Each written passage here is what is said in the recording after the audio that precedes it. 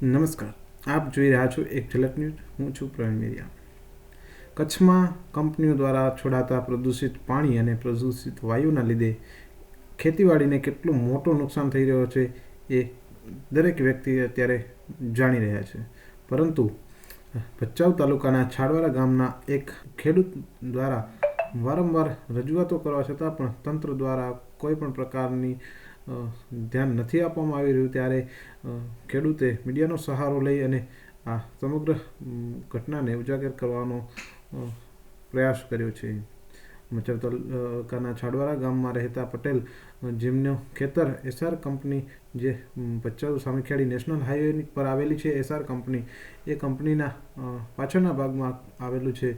ત્યારે કંપની દ્વારા વારંવાર ત્યાં પ્રદૂષિત પાણી છોડવામાં આવતું હોય, તે દિવાલ તોડી અને ખેતરમાં પાણી છોડવામાં આવતું હોય અને પાકને નુકસાન થતું હોવાથી ખેડૂત દ્વારા વારંવાર કલેક્ટર સાહેબ, મામલતદાર સાહેબને પણ રજૂઆતો કરેલી છે. કંપનીમાં પણ મૌખિક રજૂઆતો કરેલી છે, પરંતુ કંપનીના માલિક અને મેનેજર છે એ ધ્યાન ન દેતા હોય અને મેનેજર દ્વારા પણ વળતર ન આપવાનો જે વાત કરવામાં આવી હતી, તથા વળતર છે એ બીજા ગામ લોકોને આપી દેતા હોવાનું પણ તેમના દ્વારા જણાવવામાં આવ્યું છે. આ સમગ્ર વિગત છે એ ખુદ આપ પણ સાંભળી શકશો. જો આ રિપોર્ટ. શું નામ છે બાપા તમારું? મારું નામ અંબાવી ભુરા ભાઈ પટેલ. શું પ્રશ્ન છે તમારો? અમારો પ્રશ્ન એ છે, પ્રદૂષણ બહુ ખેતરમાં આપે છે, એવું એસઆર કંપની વાળાનું પ્રદૂષણ એવું આપે છે. હું છાડવાડા ગામનો ખેડૂત છું અને રહેવાસી છું, અને મારા 401 પૈકી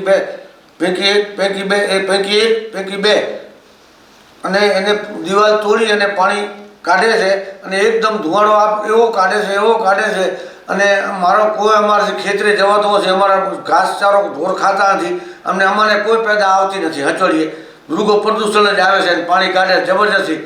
એસઆર કંપનીઓ એટલો ત્રાસ આપે છે. અને મેં કલેક્ટરને, ડિપ્યુટીને, મામલતદારને બધાને અરજી આપી છે. એનો કોઈ જ જવાબ મને આવતો નથી. અમે ખેડૂત માણસ છીએ, અભણ માણસ છીએ, અમને બહુ ત્રાસ આપે છે કંપનીવાળો, પણ અમને કોઈ જાતનો અમને જવાબ આપતો નથી. તમે કંપનીવાળા સાથે વાત કરો ત્યારે શું તમને કહે છે? અમારે કંપનીવાળા સાથે વાત કરી તો અમને કહે છે કે અમે ગામના આગેવાનને અમે વળતર આપી દઈએ છીએ. વળતર આપી દે? કંપનીવાળા કીધું છે મને કે મેં ગામના આગેવાનને વળતર આપી દઈએ છીએ. તમે સરકારમાં રજૂઆત કરી છે તો એનો તમને કોઈ જવાબ આવ્યો નથી. કેટલા વર્ષથી તમે 12 મહિના 2 વર્ષ થઈ ગયા અમે આ રજૂઆત કરો છો તમે કલેક્ટરને?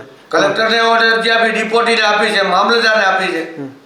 બધો મારા ઘરે પૂરફ છે, મારા ઘરે ફોટા બધું મારા ઘરે પૂરફ છે. મેં દિવાલ તોડ્યા, ફોટો પાડવા પડ્યા. બરાબર. બીજું શું નુકસાન થાય છે ખેતરમાં તમારે? ખેતરમાં નુકસાન કાંઈ પાક જ નથી થતો અને માણસ કોઈ મજૂર આવતો નથી. અમે ઘરના માણસ જાય બીમાર થઈ જાય. દિવાલ કેની તોડવામાં આવે છે? તમારી કે મારી? એની દિવાલ તો દક્ષિણાથી સાઈડમાં મારા ખેતરમાં એને દિવાલ તોડીને પાણી કાઢ્યું, જીસીબીથી તોડ્યું. કંપનીની દિવાલ તોડી અને મારા ઘરે પૂરફ છે, ફોટો પાડે છે કંપની વાળે. અને પાકમાં પ્રદૂષણ એટલું આવે છે કે ખેતરમાં કંઈ થતું જ નથી. કંપનીનું પ્રદૂષિત પાણી તમારા ખેતરમાં મૂક્યું છે? કંપનીનું પ્રદૂષણ મારા ખેતરમાં આવે છે. અને આપણે કંઈ રજૂઆત કરી તો કે અમે ગામવાળાને આપી દઈએ, તમને નહીં આપી.